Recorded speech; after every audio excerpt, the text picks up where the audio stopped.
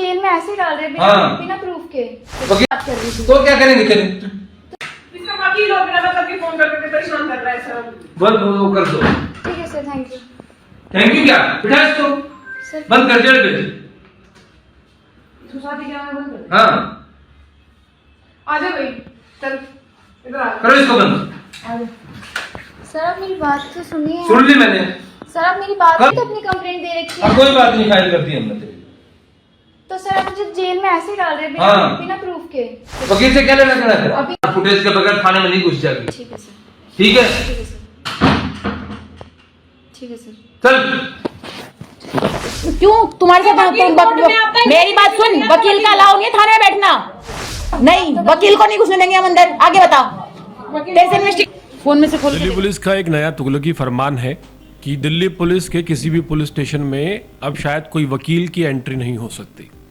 और दूसरी तरफ भ्रष्ट अधिकारी हैं जो रेप पीड़िताओं को भी धमकाने में लगे हैं। दिल्ली पुलिस के भ्रष्ट अधिकारी, ये पुलिस भी हैं, सरकार भी हैं, गुंडे भी हैं। दिल्ली में पुलिस स्टेशन में अब वकीलों की एंट्री बैन हो चुकी है।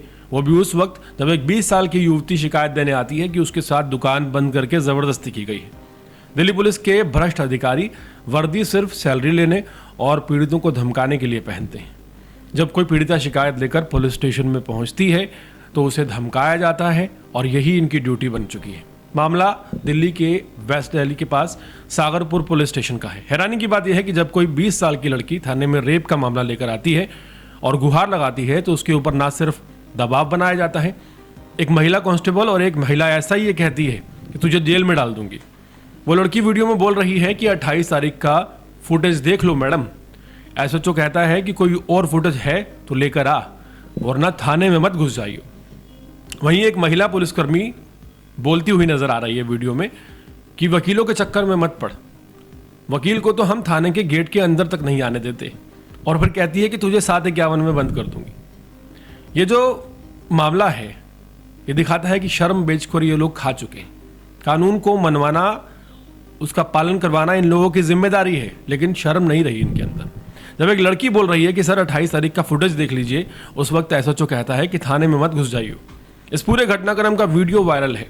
जब वकील थाने पहुंचे तो एसएचओ वहां से भाग गया।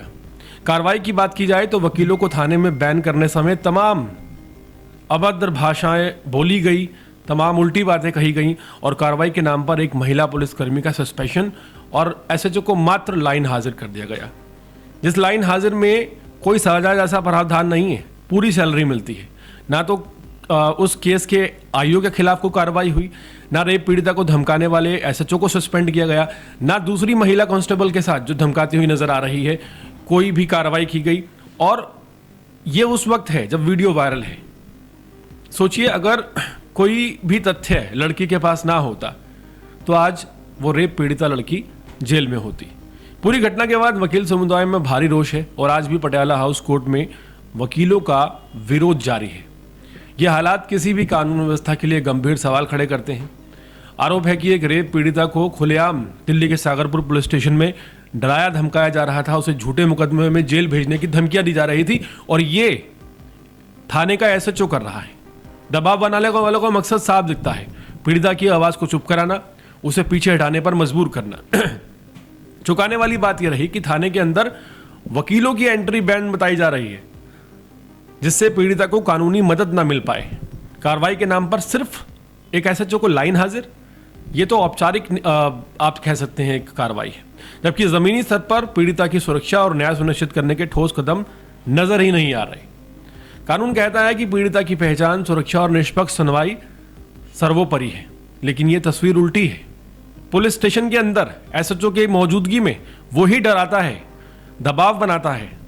सवाल ये है कि जब पीड़िता ही सुरक्षित नहीं है तो न्याय की उम्मीद किससे की जाए? वकील तो बैन है, वो अंदर आ नहीं सकते। अब जरूरत है पारदर्शी जांच की, जवाबदेही तय करने की। पीड़िता को तत्काल संरक्षण दिया जाए, वरना यह मामला फाइलों में दब कर रह जाएगा। लेकिन सवाल इससे भी बड़ा खड़ा होता है कि आखिर किसने अधिकार दे दिया एक एसएचओ को कि वो ये कह सके कि वकील तो पैसे खाते हैं। महिला कांस्टेबल साफ अभद्र भाषाएं इस्तेमाल करती हुई नजर आ रही है। क्या क्या उसने वकीलों के लिए नहीं कहा हम अपने चैनल पर आपको बता नहीं सकते, लेकिन यह हैरान करने वाला है कि जिस कानून का पालन करने के लिए और पालन करवाने के लिए इन लोगों को एसएचओ की सीट पर बिठाया जाता है, वहीं पर ये धज्जियां उड़ाते हैं खुलेआम, वहीं पर ये कानून को नीलाम करते हैं। हैरानी इस बात की है कि इतना सब होने के बावजूद भी जो तमाम बड़े अधिकारी हैं दिल्ली पुलिस के, उनके कान पर जू नहीं रेंग रही। उन्होंने सिर्फ लाइन हाजिर कर दिया। क्या वकीलों को समझ में नहीं आता कि लाइन हाजिर करने का मतलब क्या होता है? क्या एक आम पीड़िता को तो दबाया जा सकता है, लेकिन क्या कानून के ज्ञानियों को भी दबाया जा सकता है? उन्हें भी ये लॉलीपॉप दिखाकर चुप कराया जा सकता है? क्या ये शख्स जो एसएचओ है सागरपुर का इस गद्दी पर बैठने के लायक है? और क्या इसे जेल नहीं भेजा जाना चाहिए? एक बड़ा और गंभीर सवाल है। और साथ ही साथ आईओ, वो महिला एसआई, एक और महिला पुलिसकर्मी जो बीच में बोलती हुई नजर आ रही है, ये लोग ऐसा दबाव बना देते हैं कि महिला जो पीड़िता आई है उसके पास कोई चारा ना बचे, उसे हर तरह से प्रताड़ित किया जाता है। उसे ये कहा जाता है कि तेरा फोन सीज करेंगे। सोचिए, ये दिल्ली पुलिस की सच्चाई है कि थाने के अंदर एक लड़की 20 साल की जब शिकायत लेकर पहुंचती है तो बजाय उसकी हेल्प करने के ये 4 लोग मिलकर उसे कहते हैं तेरा फोन सीज कर लेंगे, तेरे ऊपर झूठा मुकदमा लगाएंगे, और बावजूद इसका कार्रवाई जो है वो कुछ नहीं है। लाइन हाजिर और एक एसआई का सस्पेंशन। इन लोगों को तत्काल प्रभाव से निलंबित करके जेल भेजना चाहिए था, लेकिन दिल्ली पुलिस ऐसा नहीं कर रही और सरकार की मंशा पर सवाल खड़े होते हैं। कौन सी सरकार, कौन सी बेटी बचाओ की बात करती है, कौन सी संरक्षण की बात करती है, कौन सी कानून व्यवस्था की बात सरकार करती है? अगर इन चारों का निलंबन और उनको तुरंत जेल नहीं भेजा गया तो फिर किस बात की सरकार? जो लोग न्याय दिलाने की थोड़ी सी उम्मीद रखते हैं एक आम आदमी में, यानी कि वो एडवोकेट्स, उनको भी अगर न्याय नहीं मिल पा रहा है दिल्ली में, तो फिर इसका मतलब बंटाधार है, पुलिसिया राज चल रहा है, या आप कह सकते हैं कि पुलिसिया गुंडागर्दी चल रही है। कानून व्यवस्था जीरो है। आए दिन चाकूबाजी, गोलीमारी आम चीज़ हो चुकी है। लेकिन अगर कोई पीड़ित भी पहुंचे तो उसकी भी सुनवाई नहीं है। अब ये जो राम भरोसे व्यवस्था दिल्ली की चल रही है, इसका जिम्मेदार कौन है, यह साफ समझ में आता है। अगर सरकार के संज्ञान में ये बात 2 दिन में आ चुकी है, 4 तारीख से वीडियो वायरल है, आज 6 तारीख को हम ये रिपोर्ट बना रहे हैं, और अभी तक ना किसी को जेल भेजा गया, ना कोई सख्त कार्रवाई हुई, तो मतलब साफ है कि सरकार ही नहीं चाहती और सरकार का पूरा संरक्षण इस तरह के भ्रष्ट अधिकारियों को प्राप्त है। यही तो वजह है जिस वजह से आए दिन दिल्ली में क्राइम रेट बढ़ता है और उस वक्त फिर सरकार पुलिस को आगे कर देती है। हाल फिलहाल इन भ्रष्ट अधिकारियों पर ऐसी कार्रवाई होनी चाहिए जो कि एक नाज़ीर बने और दोबारा किसी पीड़ित के साथ इस तरह का दुस्साहस जो है कोई भी गद्दी में बैठा अधिकारी ना कर पाए, क्योंकि ये जो सैलरी इन्हें मिलती है ये हम लोग टैक्स पेयर इन्हें देते हैं। ये लोग आज राजा बनकर गद्दी में बैठ गए हैं, लेकिन इसके पीछे कौन है और किसकी वजह से ये उस गद्दी पर बैठे हैं, ये अहम सवाल है जो आला अधिकारियों को हाल फिलहाल सोचने की जरूरत है। तेरे वकील को समझा दे, जनमन तेरा वकील पिटेगा, जा समझा दी उसको। वकील से क्या लेना देना तेरा? फुटेज के बगैर थाने में नहीं घुस जाएगी। ठीक है सर। ठीक है, ठीक है सर। ठीक है सर। चल। क्यों तुम्हारे साथ मेरी बात सुन, वकील का अलाउ नहीं है थाने में बैठना। नहीं, वकील को नहीं घुसने देंगे हम अंदर। आगे बता। तेरे से इन्वेस्टिगेट, फोन में से खोल के दे, घर वालों का नंबर ले। मुझे पहले मैम वकील से बात करनी है। मेरे साथ 751 में ना अभी बंद कर दूंगी, बता रही हूँ। फोन पूछ जाएंगे। एडवोकेटों को थाने में घुसना भी अलाउ नहीं है, इस बात को समझ। अगर हम मना कर दे तो एडवोकेट, हमारा संतरी एडवोकेट को थाने के इसके गेट से भी अंदर ना आने दे। एडवोकेट का राइट है, सिर्फ वकील का राइट है कोर्ट। तू समझ इस चीज को, समझ गई? तू इन वकीलों से गलत ज्ञान मत ले। गलत ज्ञान देते हैं ये वकील, ये सिर्फ पैसों के भूखे होते हैं, इनको सिर्फ पैसे चाहिए होते हैं। दुश्मन नहीं है ये वकील, 2 दिन के मेहमान होते हैं। वकील सिर्फ पैसों के चक्कर में तुझे भड़काएंगे, उल्टी सीधी और सुन मेरी बात, कि पैसे आएंगे पैसे आएंगे। एक तो अपने वकील को चीजों से दूर रख, बता रही हूँ। ये फालतू तुझे भी भड़क देगा, हमें भी देगा।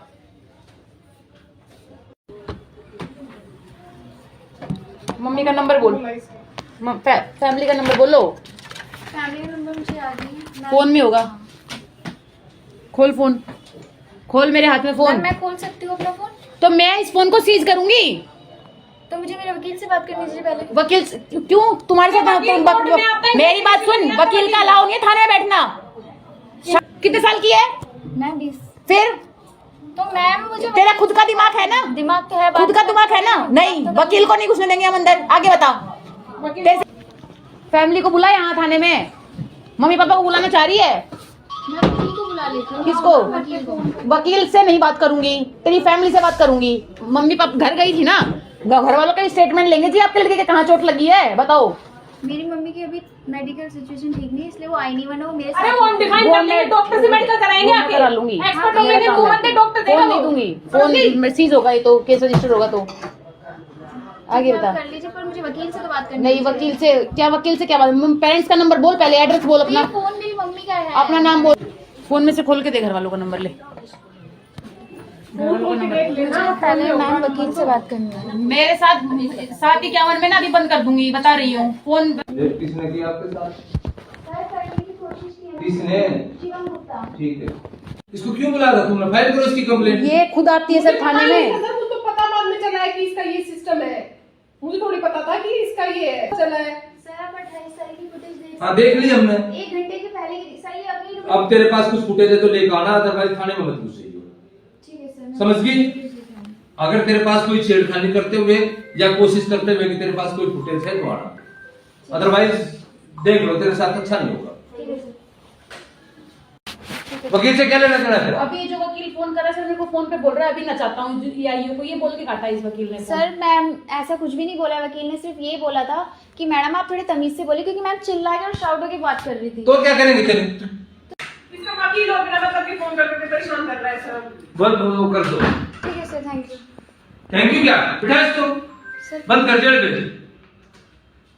सुसादी क्या बंद कर। हाँ आ जा भाई, चल इधर आ। करो इसको बंद। सर आप मेरी बात तो सुनिए। सुन ली मैंने। सर आप मेरी बात कर- तो अपनी कंप्लेंट दे रखी अब है। कोई बात नहीं, फाइल कर दी हमने तेरी। तो सर आप मुझे जेल में ऐसे ही डाल रहे हैं हाँ। बिना प्रूफ के। प्रूफ है हमारे पास, बहुत है। सर आप मेरी भी तो बात सुनिए, मेरी भी इन्वेस्टिगेशन कीजिए। नहीं करनी हमने तेरी इन्वेस्टिगेशन, फुटेज के बगैर थाने में नहीं घुस जाएगी। ठीक है सर। ठीक है, ठीक है सर। ठीक है सर। चल।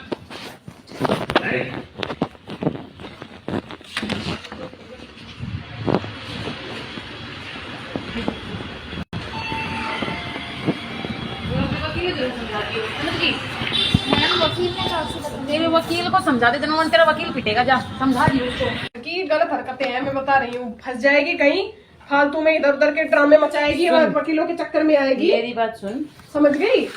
आज तेरे को पता है किस लिए छोड़ा गया है? सिर्फ बाहर वेट कर दे कि सिर्फ तू लड़की है, इसलिए समझ रही है? ये वकीले 2 दिन के मेहमान होते हैं। वकील सिर्फ पैसों के चक्कर में तुझे भड़काएंगे, उल्टी सीधी allegation और सुन मेरी बात। लगाएंगे कि पैसे आएंगे पैसे आएंगे। सुन मेरी बात। यार ये जो तू हमारे उस पे भी आईओ पे भी बिना मतलब के एलिगेशन लगा रही है, कहीं प्रूफ है तेरे पास इस चीज का? मैडम मेरी कैसे प्रूव करेगी तू? पैसे देके होती थी सिर्फ शॉप। अब मेरी बात सुन, खत्म केस, अपने ऊपर से केस खत्म करवाना है तो इस केस को खत्म करवा दे, इनसे भी ऐसे माफी नहीं मत होगा। मांग। सुन, इनको ऐसे केस खत्म नहीं होगा। पर सोनिया उल्टी सीधी कंप्लेन देगी बिना मतलब कि, जिसका तेरे पास कोई प्रूफ नहीं कुछ नहीं। तो रेप कह रहे, फिजिकल होने के लिए तो बोला था, रेप थोड़ी करने के लिए बोल, रेप यार करने मैंने की कोशिश। दुकान बंद कर ली थी अपनी।